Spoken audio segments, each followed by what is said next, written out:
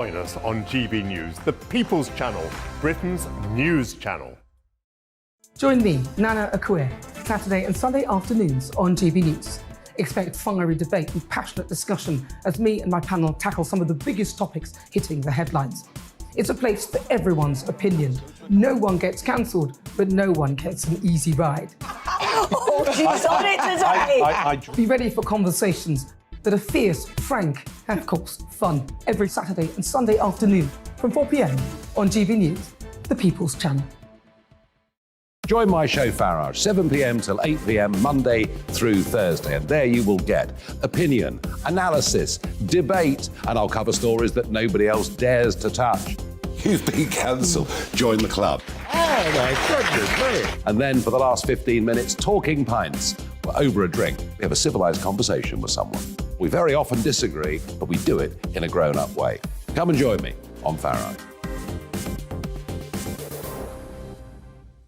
Hello there, it's Eamon Holmes here from Breakfast on GB News. We're not just on your television and your screens, you know. We're on DAB plus digital radio, so you can listen to your favourite shows on the move. If you've not yet listened to GB News Radio, it's very simple. We're on your radio player and TuneIn apps, on your smart speaker, phone or tablet, or online at gbnews.uk. Take us with you wherever you go. GB News Radio. You never have to miss a moment of the People's Channel. Hi, Andrew Pierce here. Join me every Friday lunchtime for a proper no-nonsense debrief of the week's events. With special guests in the studio and the GB News team on the ground, I'll be getting you up to date with news, some intelligent discussion, and my own sharp take. The weekend starts here with me every Friday lunchtime on GB News, the People's Channel, Britain's news channel.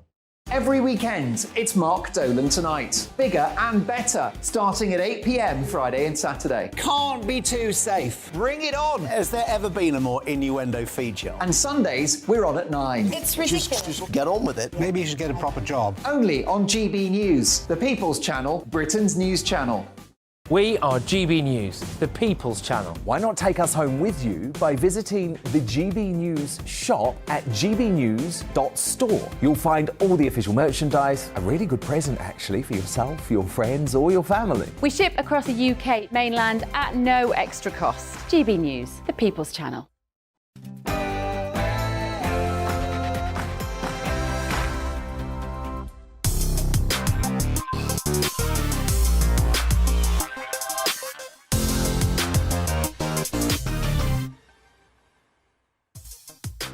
My thanks to Nigel Farage for another cracking show. It's a busy one tonight. It's Mark Dolan looking after the 8 o'clock show all this week. Coming up in my Big Opinion monologue, the public have had enough of PC nonsense. The good news is this woke madness, like having violent men in women's jails, contains within it the seeds of its own destruction. Common sense is beginning to prevail. Find out why shortly. I've got good news for you. Also, as Top Gear and Grand Tour presenter James May defends 20-mile-an-hour roads, are Britain's speed limits now too slow? Is this another example of the war on motorists? We'll hear from both sides on that one, and sparks will fly. Could it be the biggest political comeback in history? He certainly thinks so. They said he's not doing rallies, he's not campaigning. Maybe he's lost that step. I'm more angry now and I'm more committed now than I ever was. Is Donald Trump on an unstoppable march back to the White House? We'll speak to his lawyer live on the show shortly, all the way from the United States. And closer to home, is a Labour government now inevitable? And is the British military now in terminal decline? That's the view of a top US general. We were once the best in the world. Will we ever win back that reputation? I'll be putting those topics to historian and dropper of truth bombs, Dr. David Starkey. But with public fury around double rapists in women's prisons, is the woke takeover of our country coming to an end? That is my monologue. I'm not pulling my punches. That's next, after the headlines with Polly Middlehurst.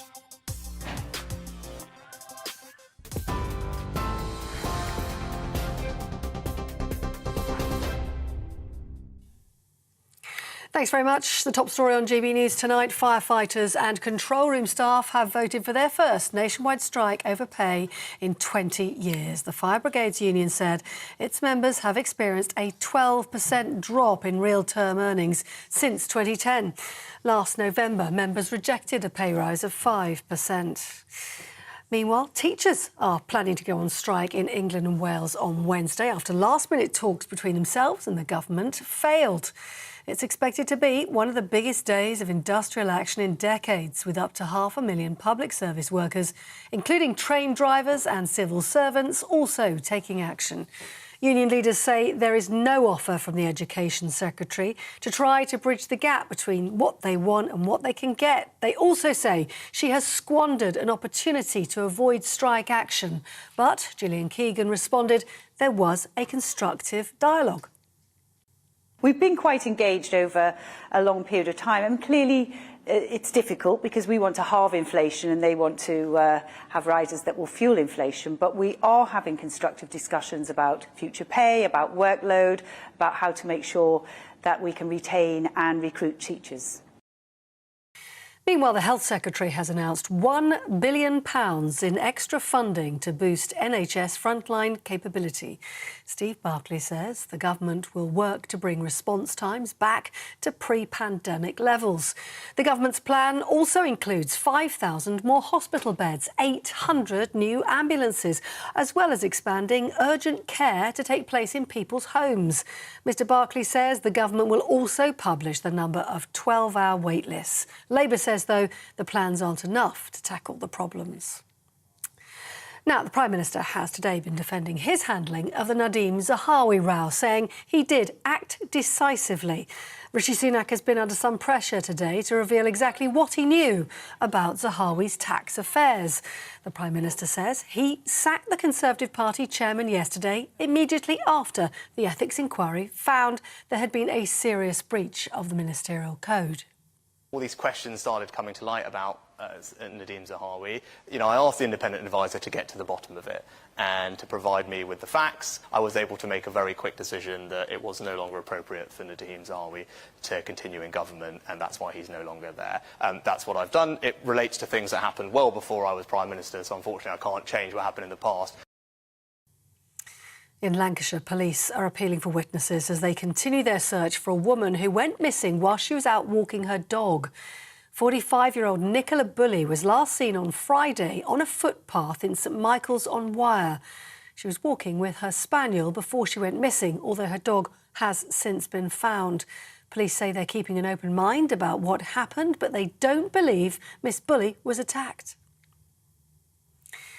And lastly, international news. The US Secretary of State has been calling for the easing of tensions in the Middle East whilst he's been on a visit to Jerusalem. There's been a spike of violence in the region over recent weeks.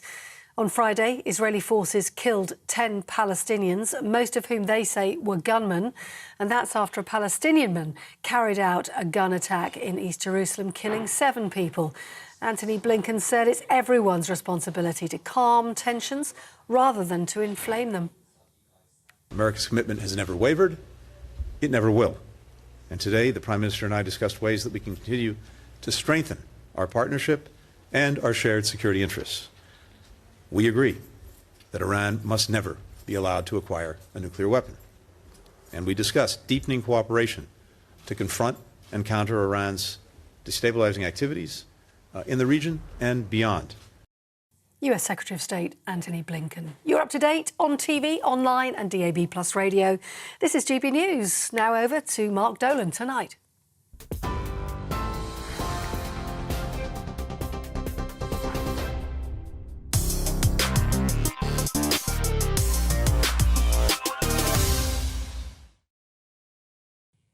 A busy show to come. Let's start with this. Loudmouth motorhead Jeremy Clarkson is absolutely right in his recent column in the Sunday Times. He wrote that the woke left are trying to destroy the very fabric of this country. It goes beyond that. It's a global movement. I could barely believe my eyes this morning, just one cup of coffee into my day, when The Telegraph reported the following: theatre shows for black people only. You heard me right. Two major Canadian theatres have announced exclusive performances for an all-black identifying audience. A similar event is planned by the Theatre Pass in Murray in Toronto. According to them, the event is there to facilitate a safe environment for a personal and intimate discussion on the work made and performed by black artists. Whilst white attendees could not be banned from going to the show, the Telegraph report the theatre made it clear they would not be welcome. That's right, white people would not be welcome. You couldn't make it up. The cure for racism, apparently, is segregation and dividing people into groups based upon skin colour. Now, I'm no professor of history, but isn't that what happened during apartheid in South Africa and in the 1950s in America? Hadn't we all agreed that was a bad thing?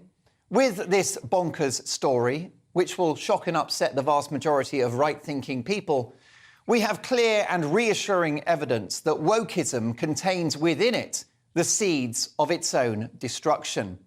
It has that in common with any criminal enterprise, like burglars who secretly want to get caught. We've seen the First Minister of Scotland, Nicola Sturgeon, self-destruct over the issue of trans rights, culminating in a double rapist being accommodated in a women's prison. By cancelling women, Nicola Sturgeon looks to have cancelled herself. Woke used to be a niche word, an obsession of the chattering classes and the media elite. Not so much anymore, as your sister or your mother or your female best friend risks coming out of a branch of Primark in tears because they've been in a changing room previously female only, now populated by men. And the vulnerability that they feel is dismissed as bigotry rather than the truth, which is that they feel afraid.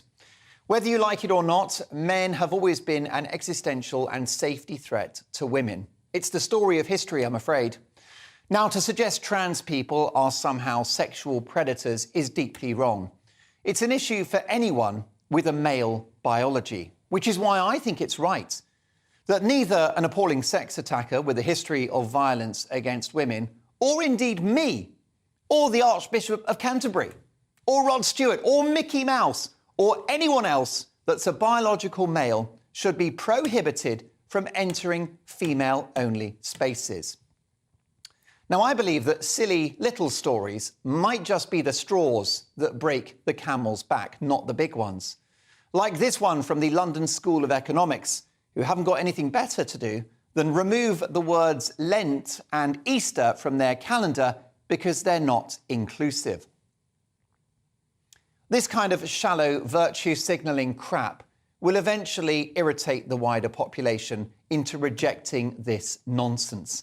There's an old proverb, wait long enough and the bodies of your enemies will pass you by in the river. It's my view that all we've got to do is wait for this woke madness to work itself through the system and to get so extreme and so bonkers that even the least politically active members of the population will say enough is enough.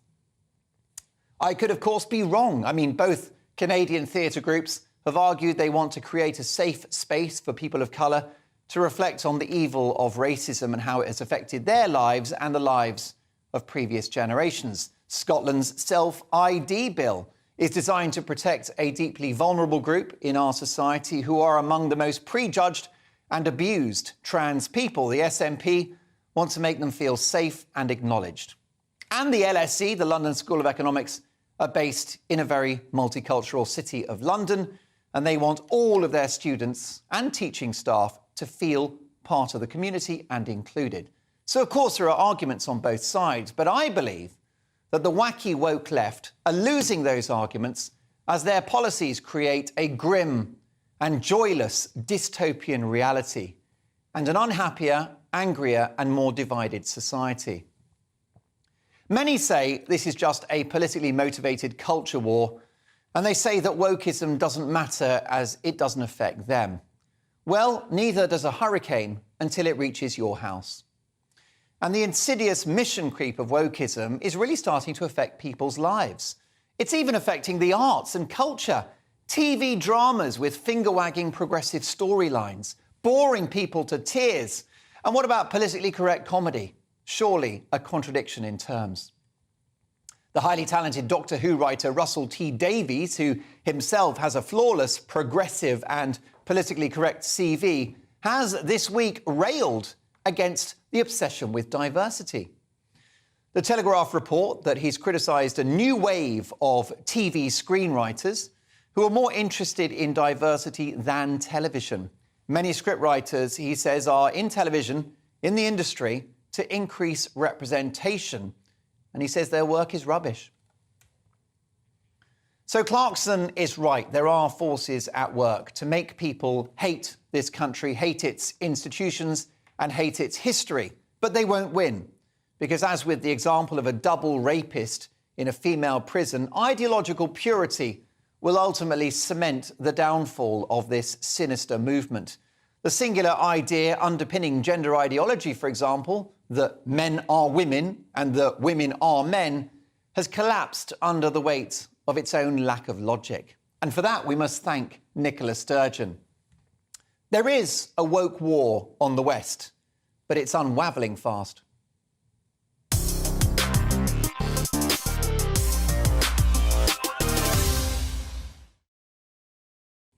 Let me know your thoughts, Mark, at gbnews.uk. For reaction to this, let's speak to the political commentator Ollie London, who has been on a trans journey himself, having been born male, then transitioning to become a Korean woman, and is now back to being a British man. Ollie London, welcome to GB News. Great to see you. A lot's changed since last time.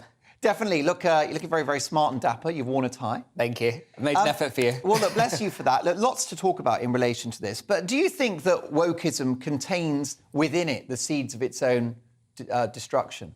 Absolutely. I think, as we have seen with wokeism, it is very harmful to society. When they're constantly pushing something more and more extreme, it is causing people to rail against the wokeism and fight back. So when we see examples like Sam Smith's new music video, which for me personally is very vulgar, there's a lot of sexual references there, it's just going too far. When we see things like that, it only seeks to kind of cause division. As we've seen in Canada, this, like you were saying, this theatre that's now banning white people from attending a show, that just creates hate, it just creates division. So we need to stop with this wokeism, we need to fight back against it, and we just need to bring common sense back into the world. Yes, I mean, is stopping people of a certain skin colour attending an event not racism itself? It's absolutely racist, and as we saw last week in the US with the tragic killing by the cops of this innocent man that was killed just for a traffic stop, you know, we saw that, and the officers that killed him happened to be black. But there's a lot of media in America blaming white people, blaming white supremacy for this attack, and that's simply not the case. This was a group of officers that were very bad and very evil what they did, but we can't use that as an example of racism or, you know, try to criticise everyone. You could tell that the liberal media in America were almost disappointed that it wasn't white cops involved, because it didn't allow them to do you know, the usual narrative that America is riven with racism. Clearly there is racism, but it does seem to be an agenda in some political quarters. Yeah, absolutely. Again, every time there seems to be a mass shooting, which is very tragic in America, we saw the Colorado shooting last year, immediately the mainstream media decided to blame a right-wing extremist. But it actually turned out the killer was actually non-binary and they were a member of the LGBT community. So, you know, having that kind of rhetoric and jumping to conclusions is harmful. The media have a responsibility to bring people together and to stop this division and try to get to the root cause of these issues and, you know, make society better, not kind of blame different people and cause division. As I mentioned in the monologue, there is a counter-argument that what they're doing in Canada is trying to foster a secure, safe environment for people of colour to appreciate the story of racism. The LSE want to be inclusive by getting rid of the words Lent and Easter. And of course, the Scots, the SNP, Nicola Sturgeon, she wants trans people to feel accepted and safe in Scotland, although it would appear that her policy is unravelling. Absolutely. I mean, it's very important to recognise the rights of trans people, and they are a vulnerable group in society, so we do need to love and support them. But the issue with what's going on in Scotland is it's putting women at risk. As we saw last week with this male rapist who transitioned after committing his crimes, he was in an all-female prison for 3 weeks. And guess what? He didn't even have a gender recognition certificate, which is what Scotland is pushing. You know, you can legally change your gender. He simply identified as a woman, put on a wig, and, you know, the prison service went along with it and put him in a prison. Imagine that, putting a rapist, a criminal, in a prison with women. You know, he's only going to commit the crime again, and that's putting the rights of a rapist above the rights of women. It's outrageous. There's a fudge now from Sturgeon. She said no one that has a history of violence towards women should be in a women's jail, even if they are a trans woman. I don't think anyone that's a biological male should be in a female prison. If I go and do shoplifting at my local Ryman, which of course I never would, even though their pens are very, very tempting. But if I was shoplifting and I got arrested and got imprisoned, I've got no right to be in a female prison either. And I pose, hopefully, no threat to women, but I don't think anyone with a male biology should be in a female prison. Absolutely. It's just not fair to put women at risk. And, you know, this was one example, but Scotland actually has more male transgender prisoners in women's prisons than the UK entirely. So there is a risk. And there was another case of a man who became trans.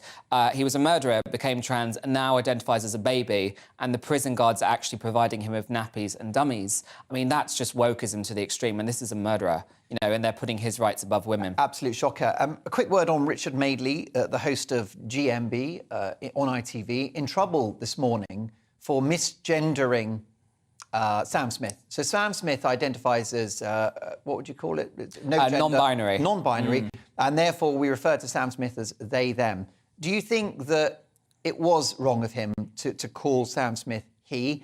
And should he have apologised? You know, it's a really kind of silly thing because these pronouns can be so confusing for most people. And if you don't get the right pronoun, suddenly there's outrage. I mean, come on, they, them is a plural. You know, it's meant to be more than one person. So it's very confusing for most people. So Richard, you know, was just using common sense. Sam Smith is a man. I think he likes to use the gender fluidity and outrage for views and for attention and stuff. But, you know, I defend Richard Madeley. You know, he wanted, you know, he is a man. Sam Smith is a man. He didn't want to, you know, misgender him on purpose. But how can you help it? But if you say Sam Smith is a man, is that not offensive to Sam Smith, who is non-binary and doesn't consider themselves to be a man? I mean, it's just the fact, you know, it's biology. Sam Smith was born a man. He might identify in a different way, but, you know, he's still a man at the end of the day. I'm not being offensive in any way. I respect Sam Smith for identifying his own way, but I'm just speaking about biological facts. Would you say that actually the solution with the pronouns is that it's either he, him or she, her? Is that so? Let's say someone's called Bob and they want to be Sandra, then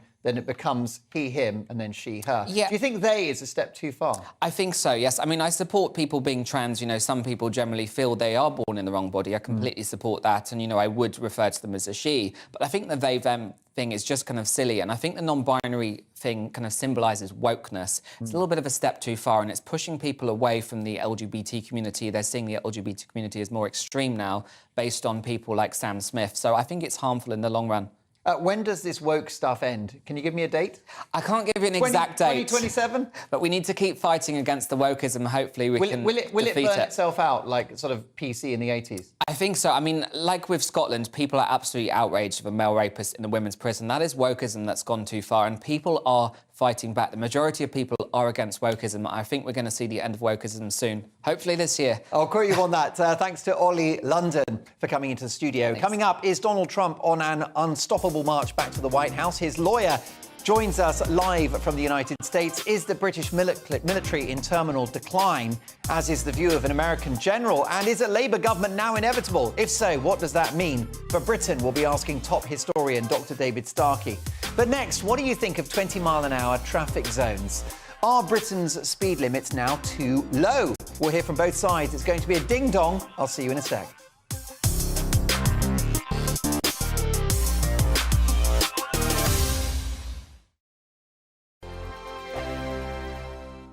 Monday to Thursday, 9 p.m. till 11 p.m. Join me, Dan Wootton. I'll bring you the sharpest takes and hottest debates. Do you not believe in prisons? I don't believe in prisons. I'm completely stunned. I guarantee you there'll be no spin, no bias, no censorship. I actually was personally quite offended by it.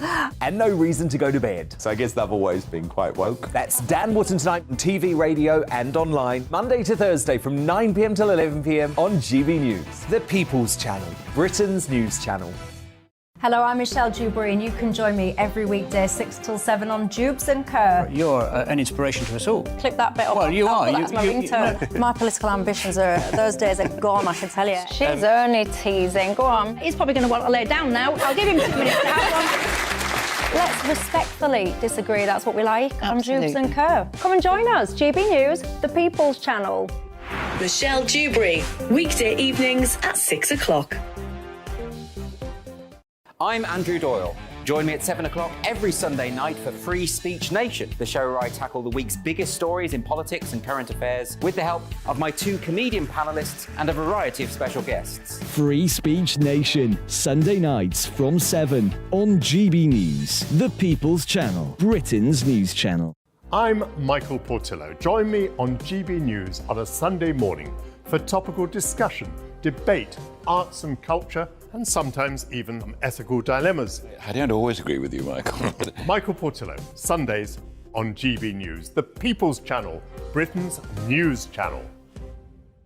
He's the king of breakfast TV, and he's back. Eamon Holmes, back on the TV with me this morning. Even remember my name. I know, it's been 4 months. You have holy water by your bed? Oh, yes. Already to bless. Yeah. Oh, Eamon. Oh. Why do you not believe anything I say? Eamon Holmes back on GB News Breakfast at 6 a.m. This year on GB News, we've got brand new members in the family. Join us. Across the entire United Kingdom, we cover the issues that matter to you. GB News will always stay honest, balanced and fair. We want to hear whatever is on your mind. And we don't talk down to you. The establishment had their chance. Now we're here to represent you. Britain's watching. Come join us on GB News, the People's Channel, Britain's news channel. We are GB News, the People's Channel. And right across the United Kingdom. You can find us on Sky Channel 512. Virgin Media Channel 604. Freesat Channel 216. Freeview Channel 236. And YouView Channel 236. You can also take us with you on DAB Plus Radio. With the GB News app and at the website gbnews.uk. We're absolutely everywhere. Come join us on GB News, the People's Channel, Britain's news channel.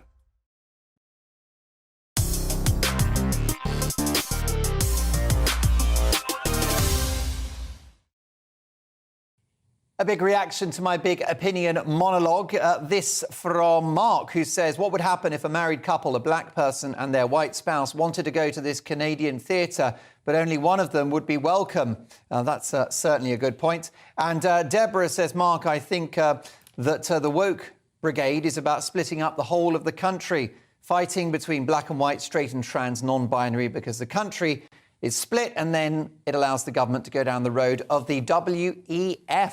I'll get to more of your emails shortly, mark at gbnews.uk. The TV presenter James May, star of Top Gear and The Grand Tour, has said lower speed limits make perfect sense in cities, arguing that 20-mile-an-hour zones are, and I quote, plenty fast enough. So, should the UK look to roll out a blanket 20-mile-an-hour policy in all urban streets across the country, or are Britain's speed limits now too slow? Let's debate this with the journalist and radio presenter Mike Porky Parry and a spokesman from Just Stop Oil, Alex de Koning. First of all, Mike Parry, do you think that 20's plenty, as they say? No, I think it's mad. I do quite a lot of work in the building you're sitting in there, Mark, OK? So the last time I was working with Eamon Holmes, it would be on the breakfast show. Now, normally speaking, I'd want to get there at 5 a.m. So my car used to come at 4:15 because I live in Stockbroker Belt, Surrey. All of a sudden, the car comes at 4:45. And I'm thinking, hang on, what's happened? What's happened is they introduced the 20-mile-an-hour zone once you got into Greater London. Now, I can appreciate that speed limits have to reflect safety levels in urban areas. But at 4:30 in the morning, there is literally nobody on pavements. There is hardly anybody on the road. And yet my driver, frustrated as he was, had to drive at 20 miles an hour for the last 4.5 miles of our journey. Now, not only is that ridiculous, because there was empty roads in front of us with no pedestrians, but also the man's business has now tumbled because he only gets paid by the job. He doesn't get paid by the time that he spends in the car. He gets paid by the number of people he picks up and takes around London. It's an absolutely ludicrous invention. I don't mind looking after urban safety, but please tell me, somebody, at 4:30 a.m. in the morning, why are you driving at 20 miles an hour on empty roads? I know why it is. It's because you can fine people for going faster than 20 miles an hour. And a friend of mine at about 5 a.m. in the morning in London was coming down Lower Thames Street on the banks of the River Thames, and he got done twice in 2 days for doing 21 miles an hour and 22 miles an hour. Okay. It's a racket. It's a money-raising racket. Alex de Koning, this 20-mile-an-hour zone is just the nanny state in overdrive and a war on motorists. And as Mike Parry says, simply a money-raising exercise. Hi, thanks for having me on the show. My name's Alex. I'm a 24-year-old climate scientist. And in urban areas, we don't need cars, let's be honest. We can have subsidized public transport. Why wouldn't we want cheaper public transport? For people who need cars, that's a whole other story, don't get me wrong. But for example, Germany, they subsidized public transport for 3 months. And in doing so, they saved enough carbon to drive between Glasgow and London 22.5 million times. Sadly, we're in a climate emergency and we need to be treating it as such. Why shouldn't we be having more buses and more trams and more trains and made cheaper? We're in a cost of living crisis. What if we choose to drive? What if people feel safer in a car? What if they've got kids that they need to take to school? What if they are a tradesperson that's got equipment and tools? Well, for specific scenarios, it's different, let's be honest. If you need a car, then that's a whole other story. But a lot of people in cities don't need a car. You can walk most places, you can take the bus, the train, and let's be honest. What if it's raining? What if there's a train strike? What if there's muggers on every street, which these days there are? Yeah. We're talking about London, right? Then Mike Parry was talking about London. There's plenty of metros in London which take you underground, believe it or not. Alex, and so it's absolutely fine. That's a nonsense. If I may add, a lot of people back in 20, 30 years ago thought the same thing about the tobacco industry, right? They thought people need to smoke. That's the entire way. Even though it's killing people, that's just the way it is. But now we've cut that out. People can still smoke if they want to, but it's far less common. Why don't we have that with cars? Why don't we say, no, we need no new oil, as Just Stop Oil is demanding, and we get subsidized public transport instead? We get integrated homes, cheaper renewable energy, which is 9 times cheaper. Mike Parry? Alex, I know you're trying to save the world, and I respect you for having an interest in our environment and in the way the world works. But quite frankly, you are very misguided. When I'm driving in a car at 4:30 in the morning, and I'm not driving, it's a driver who's got me, that car going at 20 miles an hour, and you've got the facts at your fingertips, sends out more pollution into the atmosphere doing 20 miles an hour than the car would do at 30 or 40 miles an hour. Because when an engine croaks, and it literally croaks at 20 miles an hour, it is throwing out more pollution. When you want to try and restrain motor cars, buses, anything like that, by narrowing the roads, all you're doing is putting up pollution. And the 20 mile an hour imposition on motorists is actually, Alex, if you don't mind me saying, just your war on anybody who's worked hard enough to be able to afford a decent car. My car is a 3.5 litre Mercedes. It's got the best and finest engine in the world. It does not pollute the atmosphere. It is not designed to drive at 20 miles an hour. It's just you against me because you haven't got a car and I have. Alex de Koning, final thoughts on this. Many of my viewers need cars to get around, and others simply enjoy driving a car. They pay their taxes, they pay a lot of road tax as well, and they consider it their human right to purchase a car and actually use it, and to drive it at a sensible speed. What would you say to them? First of all, who is against cheaper public transport? We're in a cost of living crisis. And secondly, sadly, we're in a climate crisis too. Unfortunately, you're both out of touch. Last year, it was 40 degrees in the summer. 1,700 people died over the course of that week. Apples cooked on the trees. Birds fell out of the sky. It was a hot summer. The weather was good. It's going to get worse every single year, and we need to address it properly. We need cheaper public transport. With 4:30 a.m. in London driving a car. Okay, well, look, I tell you what, it's all about opinions. Mike, we'll send you an Uber just to calm you down a little bit. My thanks to both of my contributors to that debate.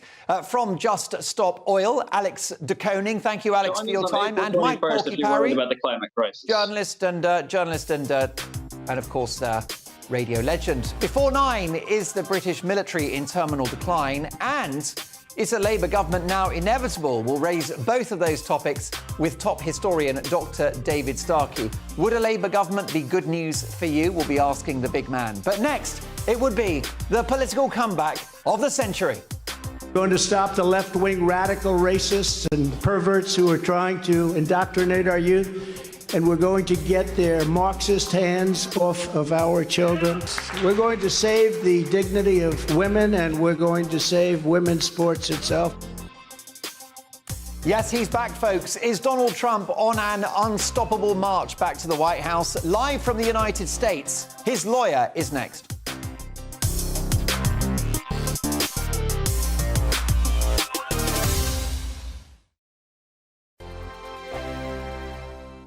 I'm Simon Evans. Join me on GB News for Headliners at 11 p.m. What's the scoop? I'll be joined by two of the country's top comedians. That's right. As we take a look at tomorrow's newspapers tonight. We're going to get into trouble. If it's a big story, we'll be covering it. Spill some tea on him.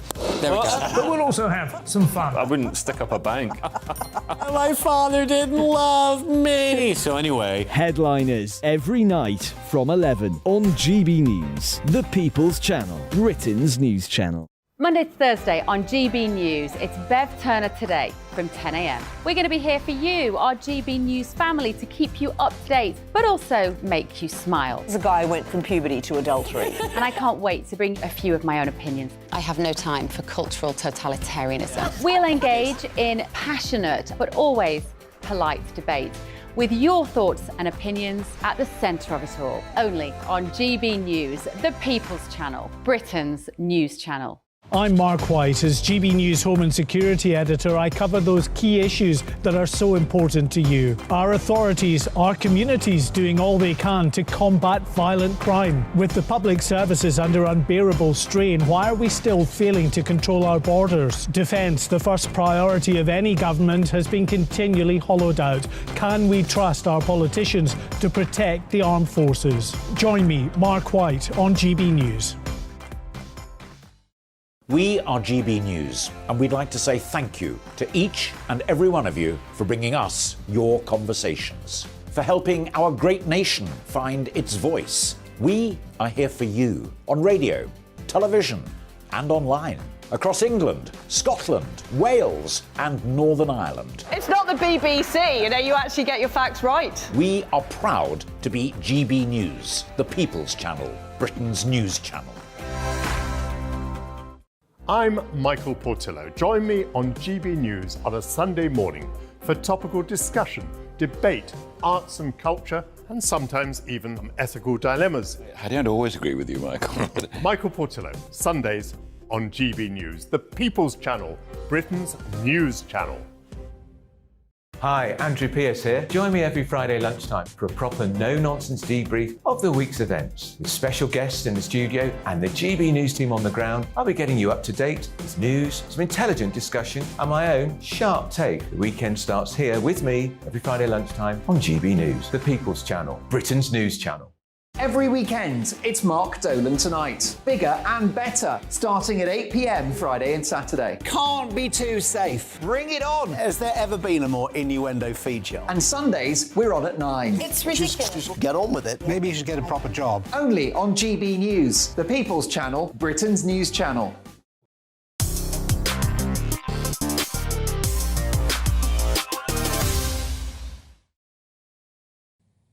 The orange one is back. Take a listen.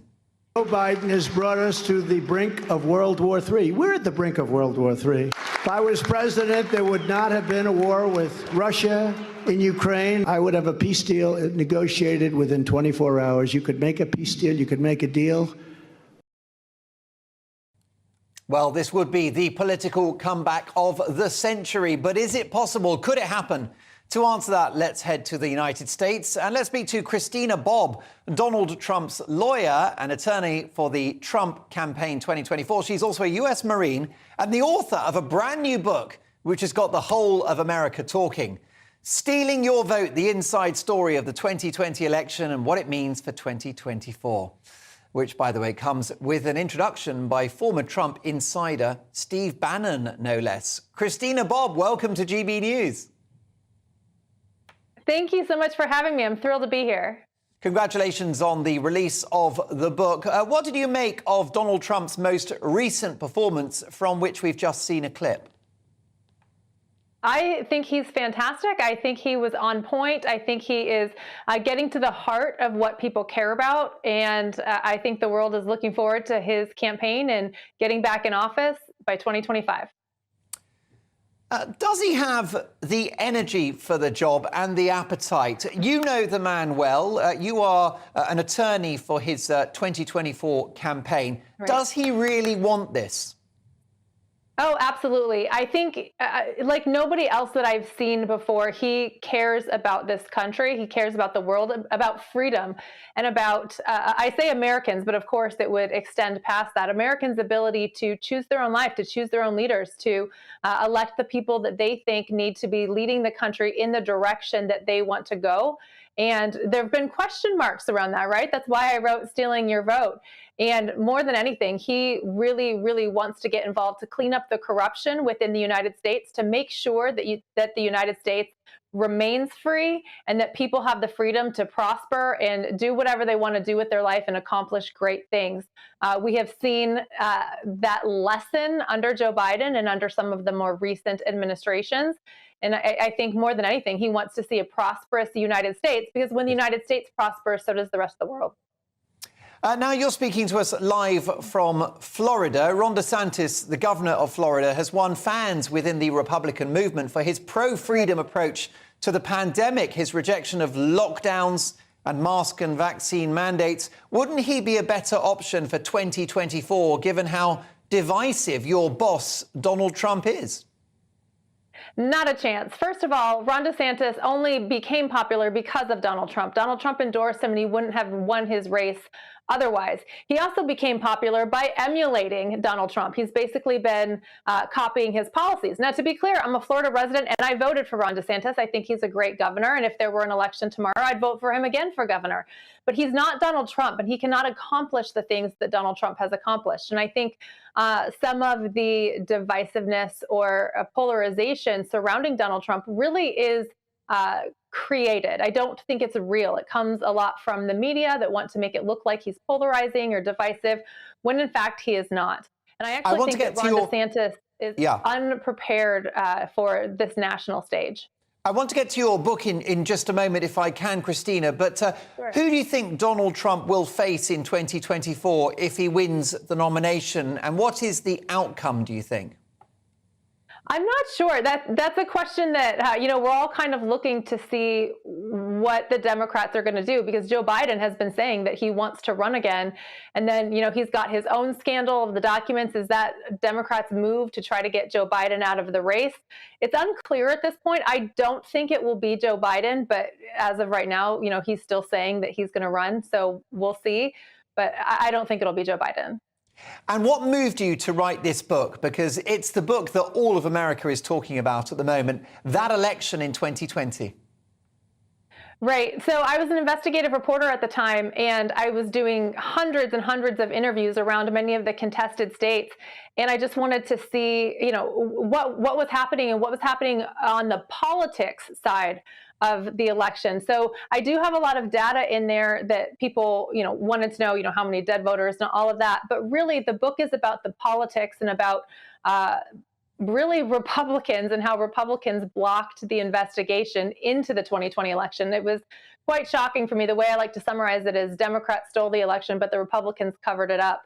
So I think there's a lot of interesting information and background stories to demonstrate why we never really got the clear, transparent investigation or results that we wanted to see. It's been 2 years and we haven't seen it.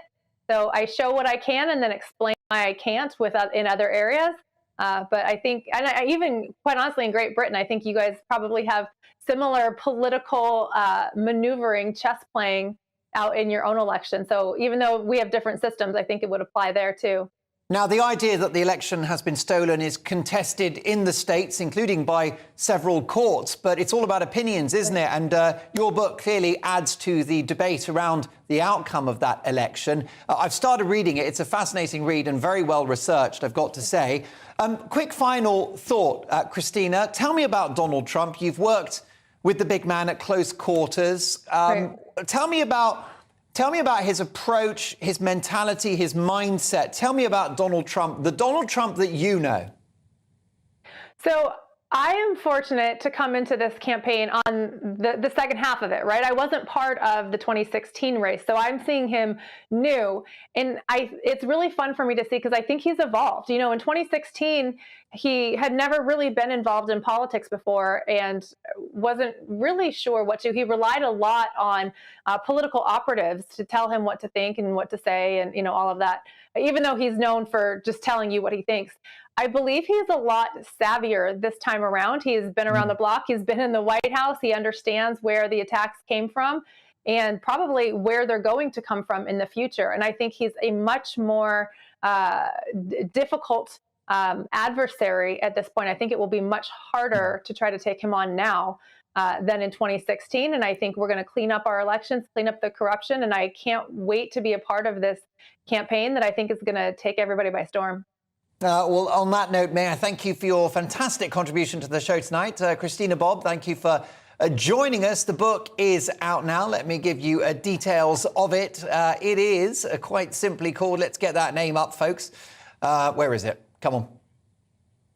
Here it comes. Stealing Your Vote. The inside story of the 2020 election and what it means for 2024. Thank you, Christina. Lots more to come in a busy programme. I'll get to your emails shortly. But coming up is Britain's military in long-term decline, as is the view of a top US general. And is a Labour government now inevitable? If so, what does that mean for you and me? What does it mean for Britain? I'll be asking top historian and inveterate dropper of truth bombs, Dr. David Starkey. It will be lively. Sparky Starkey is next.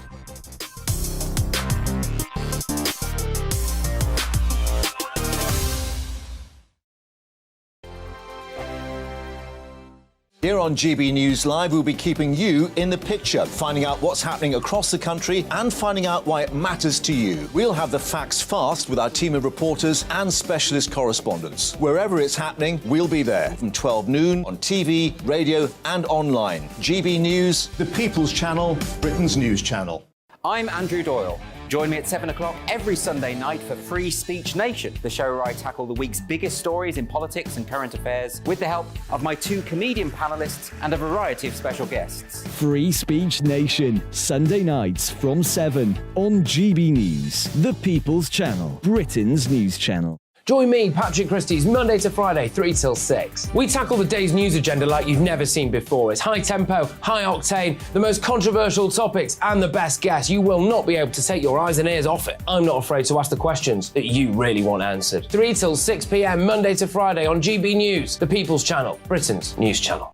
Join me every Sunday at 6 p.m. for Gloria Meets. In exclusive interviews, I'll be finding out who our politicians really are and what they really think. It's something that you would never want anyone to suffer. I didn't know what channels there were. I didn't think I'd be believed. I must have weighed about 7 stone and I'm 5'8". My instinct was to sort of cover this up. I mean, clearly that was a mistake. Join me every Sunday at 6 p.m. on GB News, the People's Channel, Britain's news channel.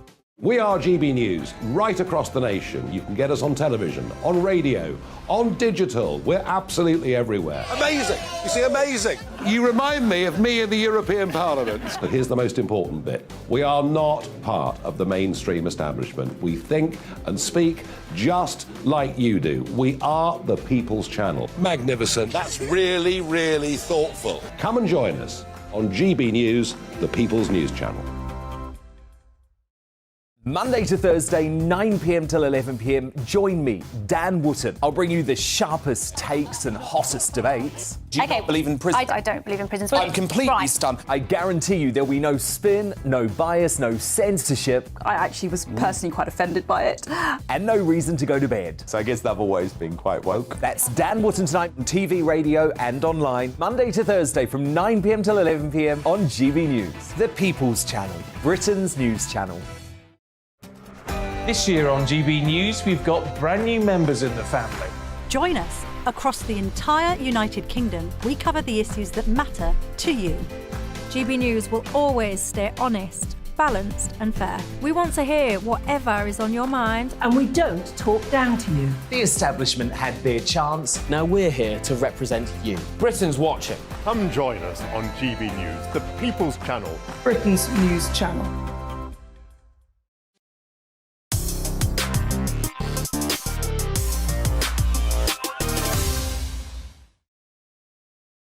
Welcome back. This is Mark Dolan looking after the 8 o'clock slot all of this week. Now, a shock new poll courtesy of Electoral Calculus suggests the Conservatives may only win 45 seats at the next election, making them little bigger than the Lib Dems. It would be their lowest performance on record. So is a Labour government now inevitable? And if so, what does that mean for Britain? Let's speak to broadcaster, best-selling author and historian Dr. David Starkey. Hi, David. Do Labour deserve a go at power? Is this just cyclical?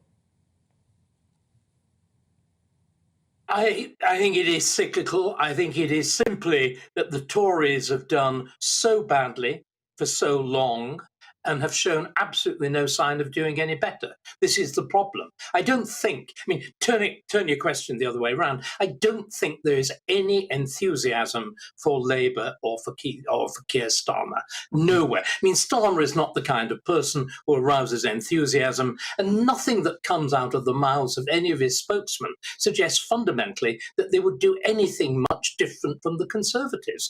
One of the fundamental problems is, of course, they're absolutely boxed in by that financial position in which we find ourselves. The welfare state has become this consuming monster.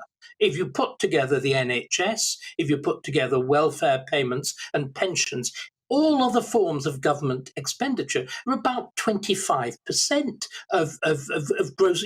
Everything is squeezed, including defence, which you're talking about now, including education, including justice. So there is this dreadful problem for both parties. But can I just, again, throw another coin into the water? I think there is a way the Tories could get out. If we take the principle that effectively people are saying, damned on both your houses, you've then got to ask why. Why has everything gone so utterly fundamentally wrong? And I think there is actually a very simple answer. It is the new Labour government of 1997 onwards. If you look at the collapse of justice, it's due to the fact that we decided to demote the office of Lord Chancellor. If you'd had somebody like Derry Irving for Labour or somebody like Mackay of Cashfern for the Tories, do you think justice would have been neglected like this? If you hadn't had the Human Rights Act, we'd be able to do something about immigrants. And it goes on. The catastrophe of our finances goes back directly to Gordon Brown and the decisions that he took. The problem is, of course, you've had 12 years of Tory governments that haven't been Tory, that haven't dared to reverse what New Labour did. Can you imagine in another world that Boris actually, I know, Mark, you'll say, David, you've gone soft in the head. Imagine if Boris had actually kept a promise or two. Imagine if he'd actually done what was there. This is why there was the Brexit vote. The Brexit vote was it a plague on the way we're doing things now? People didn't want it. I think, frankly, we chose the wrong target. We chose Europe. We should have chosen what's happened to our own government and done something about it. It's interesting. I mean, some would argue that Gordon Brown came to the rescue of the economy with decisive policy making early in the downturn during the credit crunch. But we can move on to the current leadership. I just wonder whether when it comes to polling day, in the middle of a financial crisis, David, whether given a choice of Rishi Sunak or Keir Starmer, the public might think twice about voting for Starmer. Yes, but the problem is that what radically different is Sunak offering? I mean, shall we say that let's be very kind to Rishi. Let's assume that he continues to micromanage well. Let's assume that without giving the radical reform that the NHS needs, it gets run that little bit better. You get his very much, how can we put it, management consultant approach to government. Right, we've got a problem with hospitals. What we need, ghastly word, is to increase throughput. You know, the hospital should be modelled on a supermarket. In quickly, out quickly. Supposing that begins to work, yes, that might happen. But I think the rot is so deep. There's so many things that need doing. Immigration, the state of justice, the state of the police. Every time I appear on GB News, there is yet another crisis. There's yet another problem. It's a sort of omnishambles because the fundamentals are wrong. Now, Yeah. David, far be it from me to interrupt you. A few seconds left. One other important question. I could listen to you all night. Of course I could. But Ben Wallace, the Defence Secretary, has reportedly been told by a senior US general that the British Army is no longer considered a top-level fighting force, arguing it's unable to protect the UK and its allies. Is he right? If our military is in decline, briefly, why does it matter? Because the first purpose of a government is to defend its people. I mean, this is what we've forgotten. As I said, we've got completely lost in welfare. We've got lost in woke. We've got lost in too easy a life. We are under threat. There is a vile enemy in the east of Europe, and he's somebody who'll stop at nothing unless he's stopped by power, which is the only thing he understands. We've got to have more of it. David, a thrill to have you on the programme. Look forward to catching up in the near future. Historian and best-selling author, the wonderful David Starkey. Well, listen, let me tell you, we're back tomorrow at 8 with lots of big topics, including, do the Tories face an existential threat at the next election? Could they be wiped out altogether, never to return? We'll discuss that on tomorrow's show. We've got some cracking guests penciled in already. I'm with you all week, as is Dan Wootton, who's next. Hi, Dan. Hello, Mark. And I was watching you all weekend. You said that some people on the channel have stopped speaking to you because you don't include them in your clips of the week. I'm the opposite, Mark. When you refuse to include me, that's when I stop speaking to you. So I'm going to speak to you this week because I did feature on Friday. We've got a big show ahead. Matt Letizia on Novak Djokovic and Alan Dershowitz on Prince Andrew. Listen, Dan, cannot wait. Britain's best journalist, Dan Wootton, is live from 9 tonight with his panel, with tomorrow's papers. It's always unmissable telly. Thanks to my amazing team and for your emails. We're back tomorrow at 8. I look forward to catching you then. Weather's next. Hi there, it's Aidan McGibbon here with the latest forecast from the Met Office. A band of rain is moving south over the next 24 hours with showers following, and for northern parts of the UK, the winds are really picking up. An area of low pressure at the moment is affecting our weather. That's pushing into Iceland, so it's quite far from the UK, but it is dangling a number of weather fronts in from the north, and those fronts are, through the evening, sending some wet weather into Scotland, Northern England, North Wales and Northern Ireland. The rain pepping up for a time as it pushes south during the late evening and early hours of Tuesday, but by the time it pushes into central areas, it is starting to ease again. And to the south, clear spells with, in some spots, a touch of frost first thing, but otherwise 4 or 5 Celsius. To the north of the front, actually increasingly windy with showers into Scotland, Northern Ireland and Northern England. Now, the rain in the south really peters out during the morning and clears away by lunchtime, so not much to that. And then sunny spells returning with highs of 11 or 12 Celsius. Feeling cold though in Scotland, Northern Ireland, Northern England, 5 to 8 degrees with a strengthening wind. Cold enough for some snow above 400 metres across central and northern Scotland. And for central and northern Scotland, it turns even windier on Tuesday night with the risk of gales and 60 or 70 mile/hour wind gusts across exposed coasts of northern Scotland, especially Orkney, north of the mainland and Lewis. Risk of disruption from those winds. But there'll also be showers across Scotland, Northern Ireland and Northern England through the night. Drier and clearer further south, but enough of a breeze to prevent a frost. And then a bright day on Wednesday in the south, whilst Northern England, Northern Ireland, southern Scotland sees persistent rain at times. And in the far north of Scotland, after that very windy start to the day, the winds do ease and the showers become fewer and further between. Some sunshine reappearing. Cloudier skies for all of us on Thursday and Friday, but milder.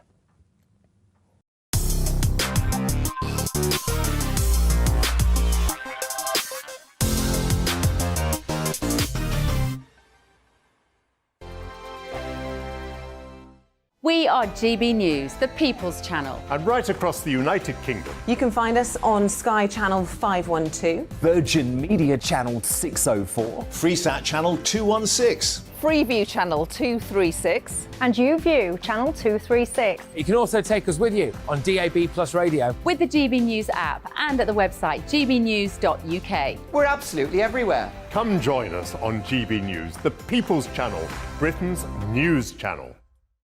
Join me, Nana Akue, Saturday and Sunday afternoons on GB News. Expect fiery debate and passionate discussion as me and my panel tackle some of the biggest topics hitting the headlines. It's a place for everyone's opinion. No one gets cancelled, but no one gets an easy ride. Oh, she's on it today! Be ready for conversations that are fierce, frank, and of course, fun. Every Saturday and Sunday afternoon from 4 p.m. on GB News, the People's Channel. Join my show Farage, 7 p.m. till 8 p.m. Monday through Thursday. And there you will get opinion, analysis, debate, and I'll cover stories that nobody else dares to touch. You've been cancelled. Join the club. Oh my goodness me. And then for the last 15 minutes, talking pints. We're over a drink. We have a civilised conversation with someone. We very often disagree, but we